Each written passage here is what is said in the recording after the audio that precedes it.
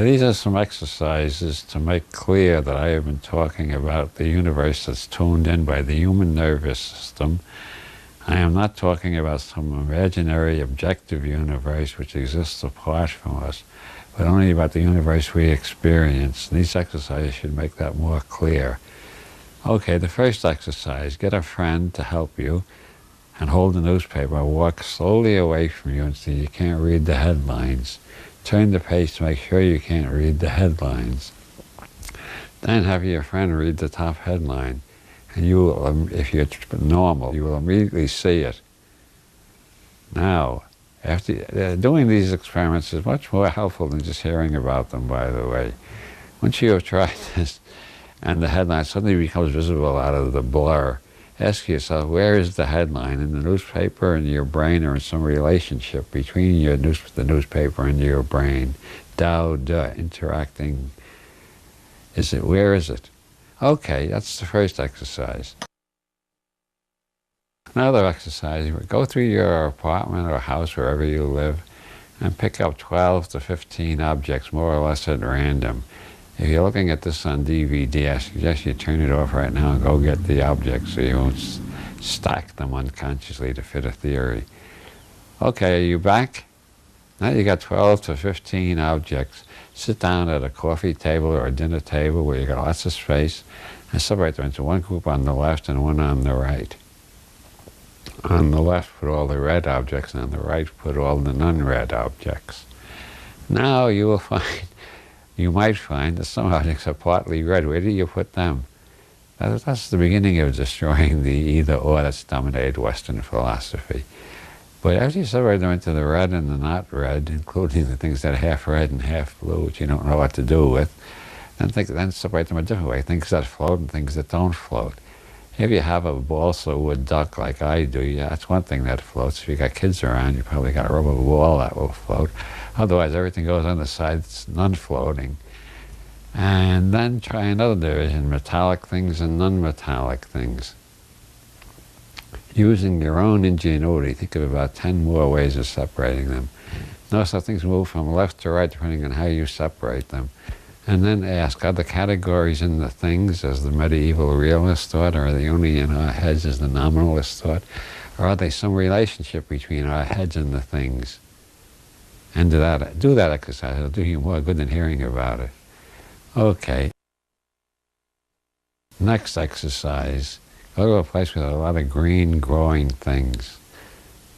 Remember my rap about the great magician who makes the grass green? Look and see how many different shades of green you can see. And just remember that.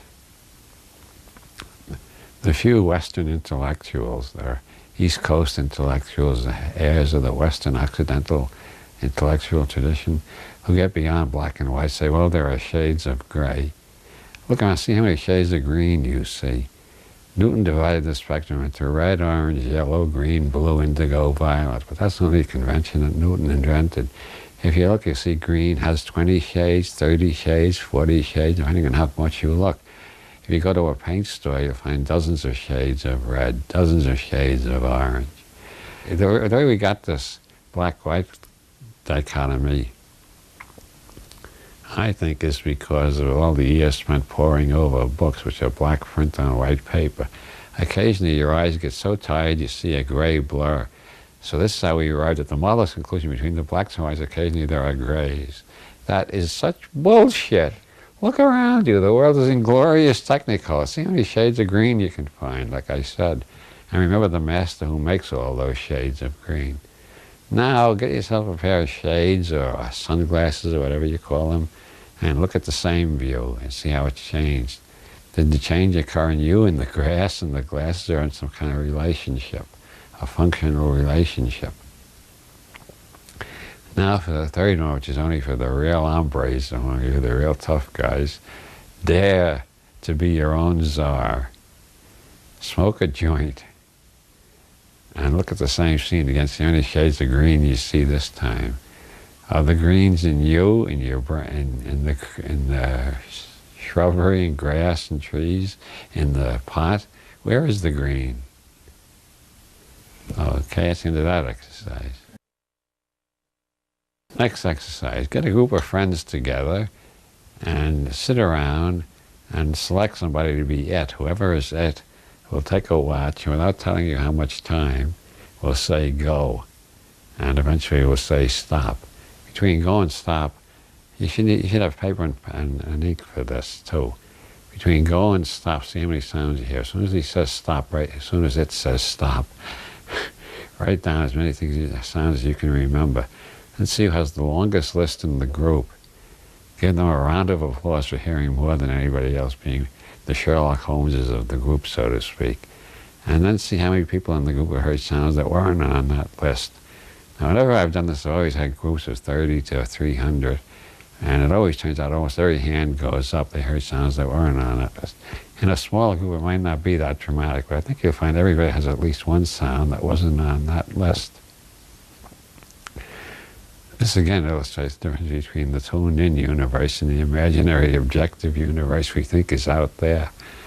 Now comes the second part of the exercise, which is really interesting. After you've gone through that, ask how long it took for that exercise. Everybody write down on your paper how long you think that took, the listening exercise. And you will find quite a spectrum. I found people guessing as low as 15 seconds and as high as 4.5 minutes.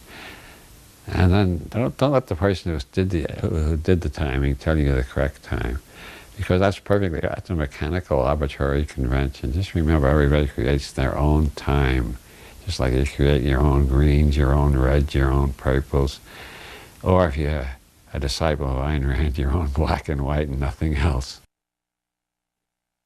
Next exercise. Repeat the previous exercise, but try not to put any words on the sounds.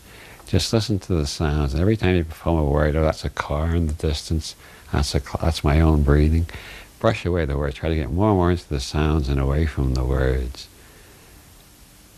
See what happens. If you feel a little stoned, or if you feel like you've gone into a hypnotic trance, the exercise has worked.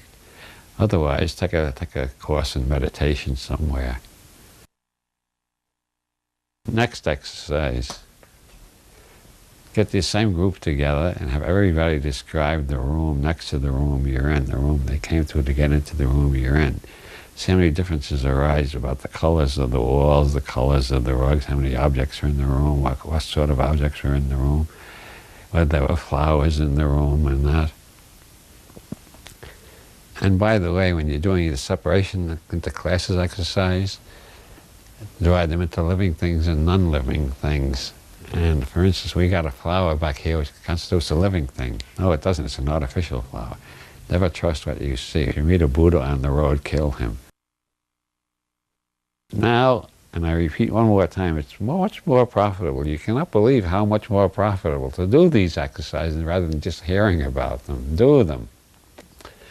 Then you will understand what I'm talking about. Otherwise, I think I'm talking about some objective universe that exists apart from us, which is a total fiction nobody has ever encountered. All we ever encounter is what we tune in. Now that you've done those exercises, I'm going to give you a really hard one. This is sort of a variation on my pontification, spectacles, testicles, brandy, cigars. This one goes the other way. You imagine a light around your genitals or within your body, whirling white light.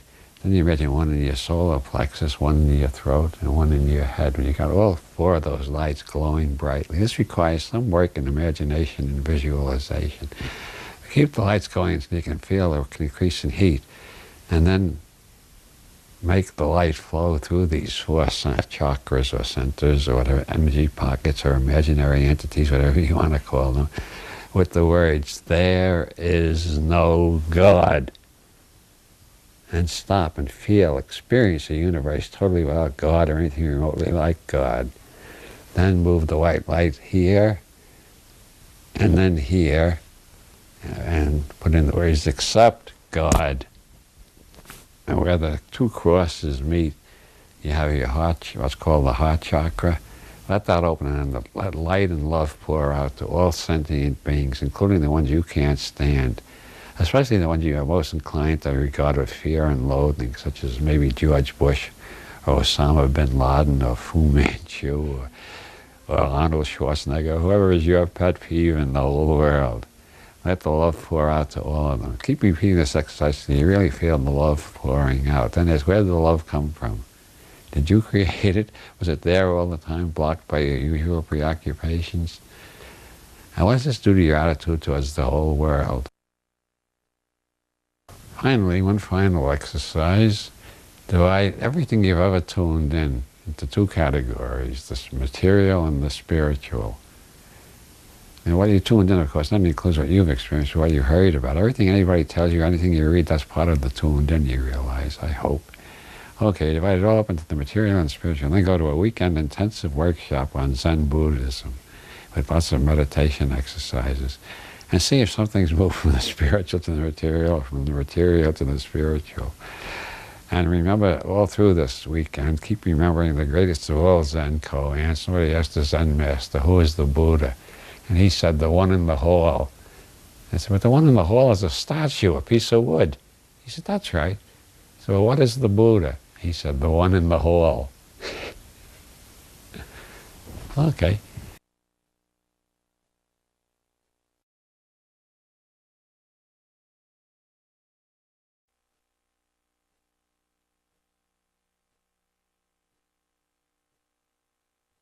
These are some exercises to make clear that I have been talking about the universe that's tuned in by the human nervous system. I am not talking, doing these experiments is much more helpful than just hearing about them, by the way. Once you have tried this, and the headline suddenly becomes visible out of the blur, ask yourself, where is the headline? In the newspaper, in your brain, or in some relationship between your newspaper about some imaginary objective universe which exists apart from us, but only about the universe we experience. These exercises should make that more clear. Okay, the first exercise, get a friend to help you and hold the newspaper, walk the newspaper into your brain. Dao, da, interacting. Where is it? Okay, that's the first exercise. Another exercise, go through your apartment or house, wherever you live, and pick up 12 slowly away from you until you can't read the headlines. Turn the page to make sure you can't read the headlines. Then have your friend read the top headline, and you will, if you're normal, you will immediately see it. Now,